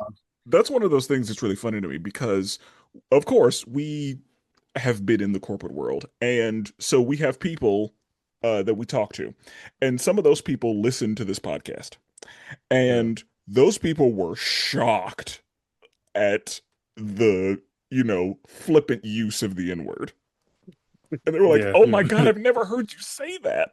Yeah. Yeah, that's I hold it exactly in. correct. Yeah. Yeah. Yeah. Yeah, I tell people, you know how often I say the word nigga outside of work? Not even around, like, I don't do it around my kids, but like, when my kids are around, do you know how often I cuss and use the word nigga? Yeah. You don't even notice it. You remember on Boondocks when the white teacher's like, he says it so much, I didn't even correct him. I corrected for something else. That's me. Like, I was like, I don't even realize I say it sometimes. Like, Okay. yeah. I invited some of my white coworkers to my wedding, and my wedding was a party. Oh, it was a great time. It was a party, but you know the DJ, we didn't tell them, hey, you got to keep it clean. They played, the whatever versions of whatever we wanted, and some of them were just like, "What? I can't believe that you would listen to this music." One of my coworkers said it was really nice wedding, but it was just too loud. I'm like, ain't it Alright. supposed to be? It's a wedding. Like, what do you mean? What? Only time it's quiet was when we walked down the aisle. Outside that, like, what do you mean? It's the reception. It's supposed to be. All right. Yeah, but definitely in the workplace, like you Yeah, said, yeah. I've never. I mean, I'm trying to get better at it, but just being comfortable to be myself. One of my line brothers, his name is Kanatai, right? Spenser knows him. At work, he is Andre, right? And we don't work together anymore as of last week, but we worked together for 20 years, right? But I have to remember to call him Andre at work and not accidentally call him the name I've been calling him since 1995, right? Right. Yeah. So, or when it was funny when we're out like doing something social, and I try not to call him Andre because we're not at work. Like it's like he's two Yeah. different people, right? Yeah. Yeah. You That's with funny. Alpha, huh? Nah, I'm a noob. Yeah. Oh, what up, Frat? No disrespect, Frat. I threw me off. Hey, wait a minute, man. Come on. Hey, how dare you? Said Hey, tripping. how dare you? I'm too pretty. know What you that- talking about? That's funny. The name Kanatai threw me off. I don't know. About King Tut or something. I don't know. Nah. That's funny. But I would have. It was a tough one because I mean, like Spence, you know me. I really don't feel like I code switched too much when I worked at the Green Box. However, You're just gonna close that for a minute. Go ahead. when I was in LA, I definitely felt that though. When I was in LA, I felt because I obviously, I mean, I told y'all with the industry I work in, I'm mostly time only looking at like no one else look like me. Is so like I'm a black athlete that learned how to code. Most of the people I work with are coders that learn the sport or like the sport. And so like there's already that like disconnect within the vibe and everything like that. But like I definitely felt like I was restricting myself on being myself a little bit whenever I had to be with my coworkers. And, you know, Mm-hmm. part of like it might have been me because I knew I could be myself around different people that worked in the organization. You know, Yeah. like one of my homegirls to this day, one of my best friends, Erica, she's still up there. I used to be always with her. She's an HBCU grad 2 time. We used to always go to little concerts. After the game, we'd be with each other, drinking, partying, whatever. You know, some of the guys, some of the players, be cool with them. But then, like, whenever I'd get around the people that I actually work with, very small. I'm very intentional about the words that I say, you know, and trying to still be a little lively in some ways, but understand that I can't slip up and let my tongue, you know what I'm saying, say something. You can't be too comfortable. Can't be too comfortable. Yeah. So I'm gonna tell you right now too. I let it slip one time with Van. I mean, y'all know Van the boy. He started listening. I was with him helping him something. And this was like after hours, so like I'm usually still code switching around people anytime I work. He did something. I was like, nigga, and I was like, oh, I was like, my fault. And he's like, did you just call it? So he got happy. Y'all know that. So I was like, you know, that's my fault. I usually try to keep that contained and keep that under control. But it was one of the ones that just slipped out. Like this nigga, bro. I honestly felt like I worked there. Like I made me being myself made other people more comfortable being there. So because I felt like when I started there, like I don't want to say a lot of people was code switching or whatever, because like the team that I joined was always just black as hell. But then the more comfortable I got with everybody, like we was probably just whispering, nigga, what? Like we was all talking. Everybody, like even people not on my team, like everybody was more comfortable, and I felt like, you know, like at that specific place, people was feeling like they could be like more confident in just being like who they are, and not necessarily having the code switch. But yeah, in LA I was not having that. I was happy that the situation for you was what it was, because it was not for some people. No, facts. And I did the best I could with everybody. Like I'm glad that I was in charge of placement, but yeah, there were some people I was not able to make anything happen for them. Brandon, what about you? Man, I'm trying.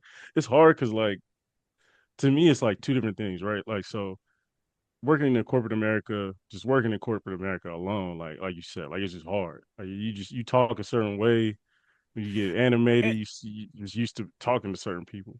And I'll say this about corporate America: that's not exclusive to black people. In that, some of the white boys I work with, they have to run a much more sophisticated filter than I do, because the shit that they want to say. Yeah, I've learned that as well. Yeah, like the group chat is crazy with them. Yeah, our group chat with some of our white homies is crazy.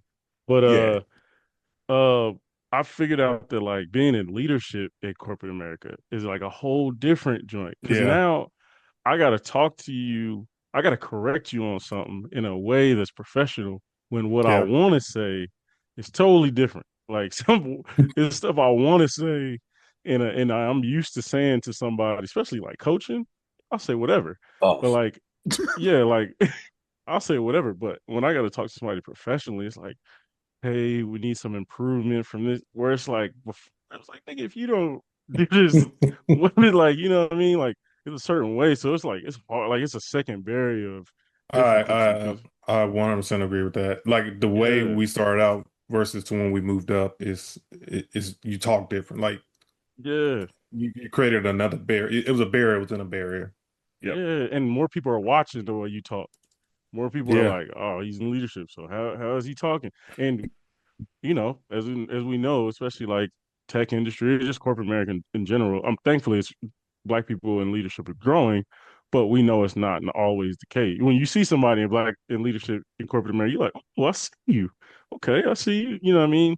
So, but you know, there's a lot of eyes on you, so you kind of gotta, you know, unfortunately, you're representing yourself and others. So we haven't really talked about that, but you know, especially being in corporate America, being uncomfortable, that pressure that you have to represent all black people, all black men. absolutely. You know, So I Mm-hmm. can't slip up. I can't.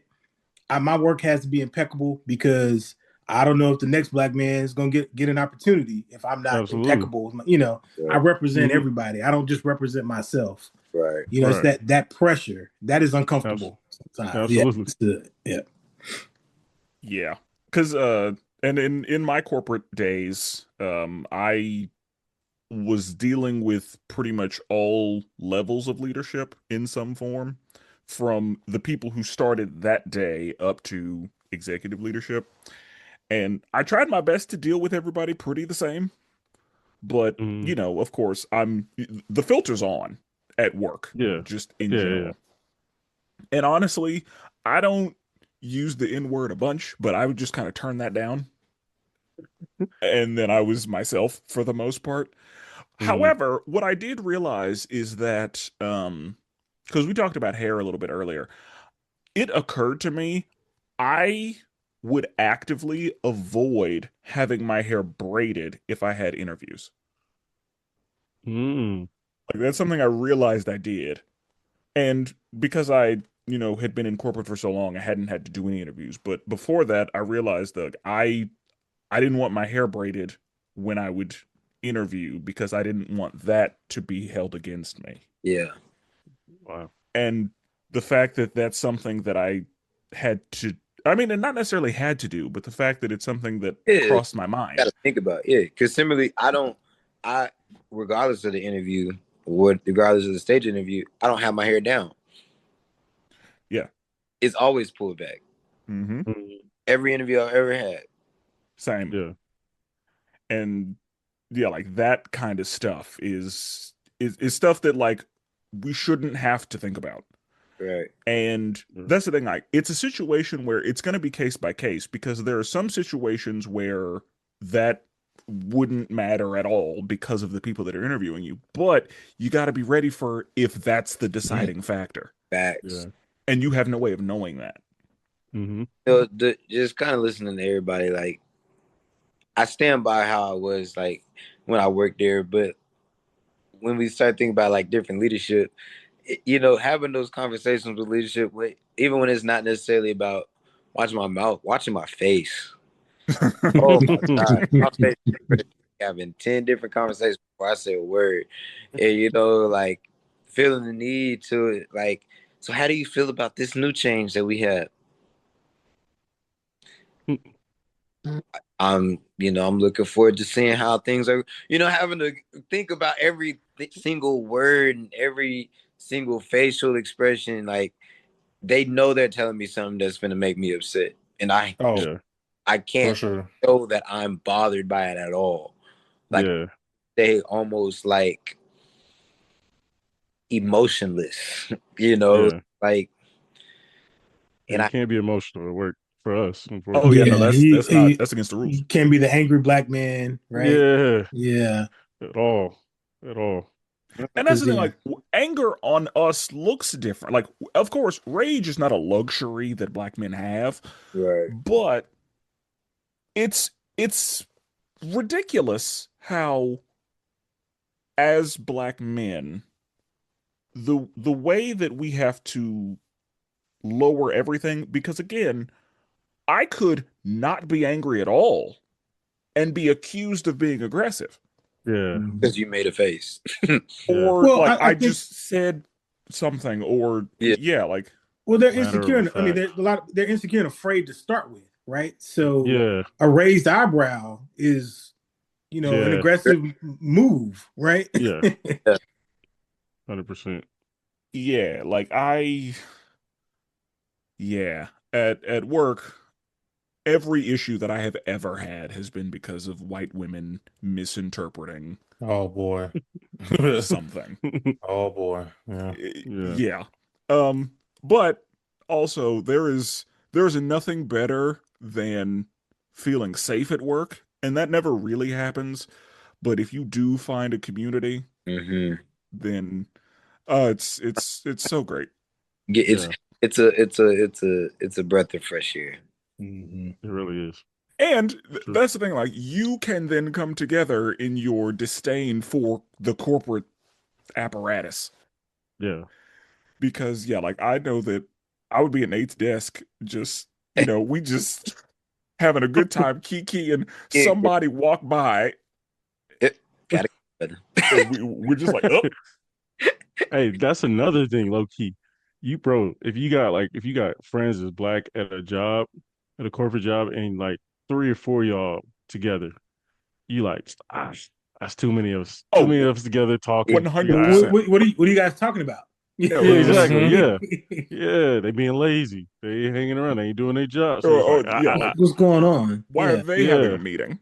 Mm-hmm. Hmm. Oh yeah, there Yeah. because again, a lot of Nate's row was black. So if me and another black person were over there, we would all be like, all right, Nah, I knew. it it's too was many. bad with our road because if Spence and somebody else black walked over, and they didn't stop at the first two, best believe we getting up, we going back there, seeing what they talking about. Now you automatically got 5, 6 of us over there.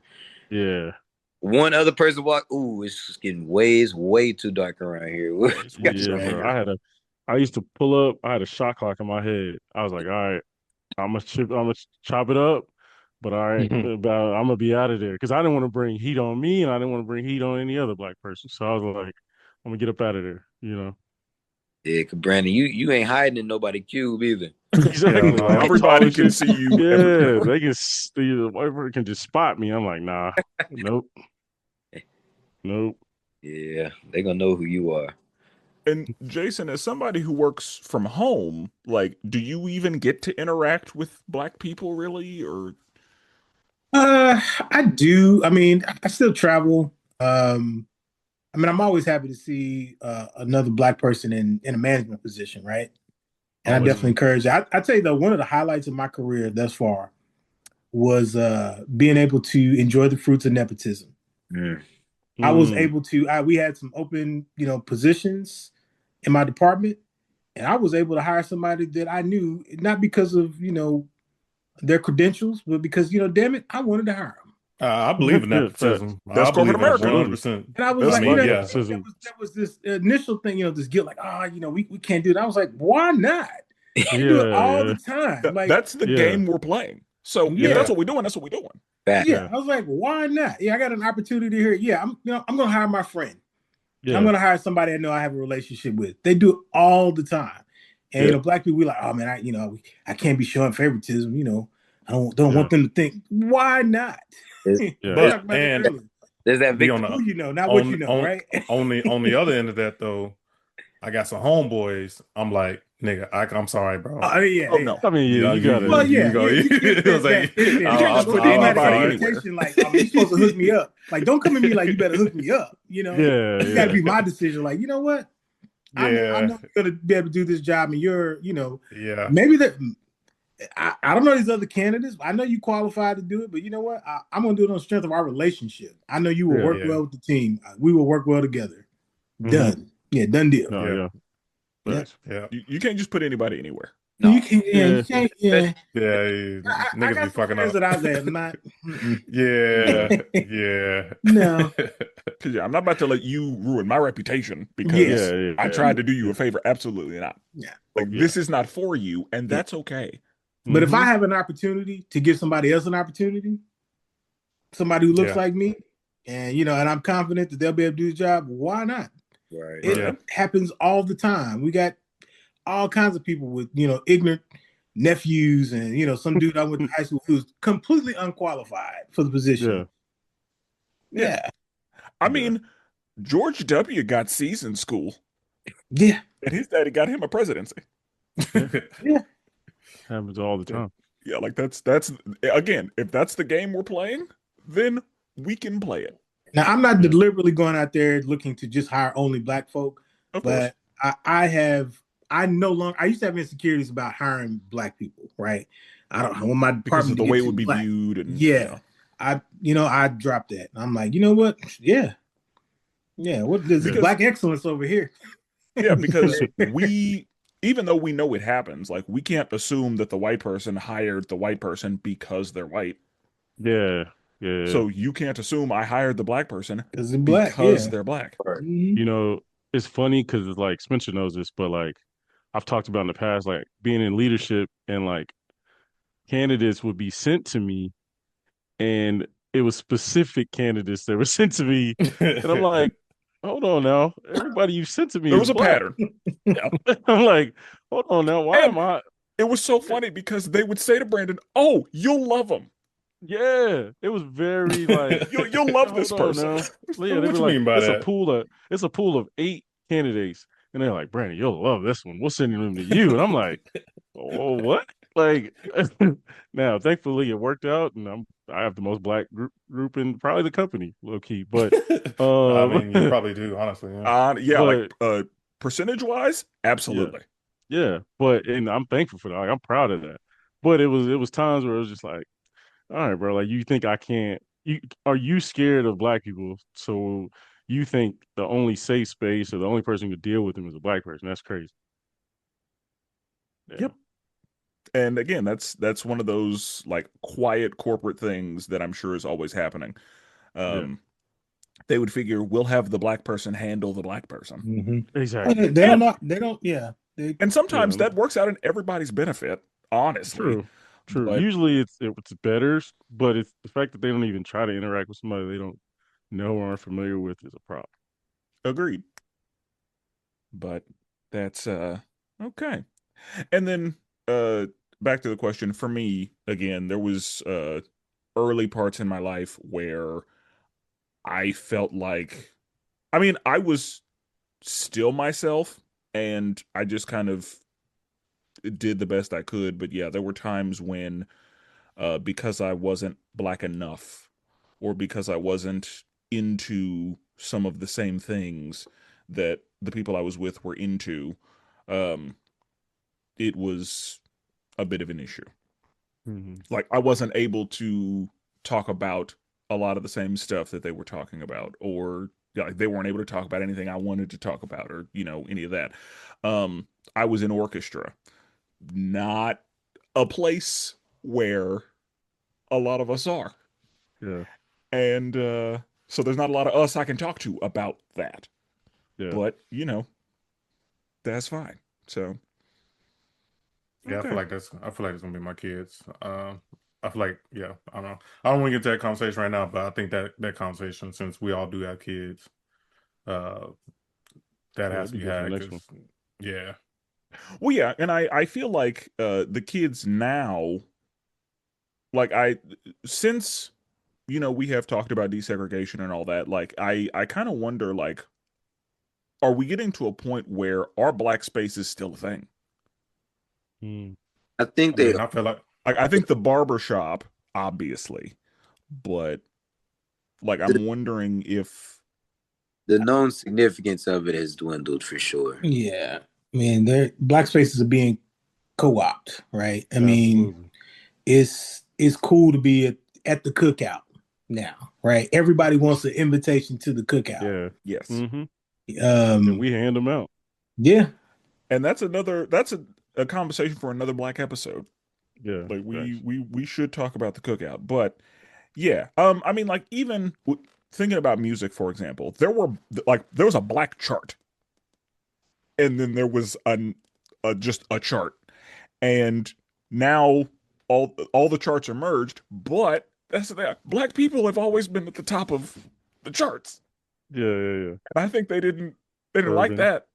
Yeah. But music is its own separate discussion as far Hmm. as the us's. Um we could obviously keep going, but Yeah. I'll go ahead and call it right here. I think good this is a pretty conversation. good. Yeah, good Yeah. discussion. Very Yeah, good. Yeah. Very good. I had a great time. Jason, thank you for being here. I appreciate it, man. Appreciate you guys having me. Of Been course. fantastic. Yeah. yeah. Nate, thank you for being here. Hey, it's always a pleasure. I love the conversation. I'm always down to have it. So Yeah. And with that being said, we're never duplicated. always appreciate it. And forever melanated.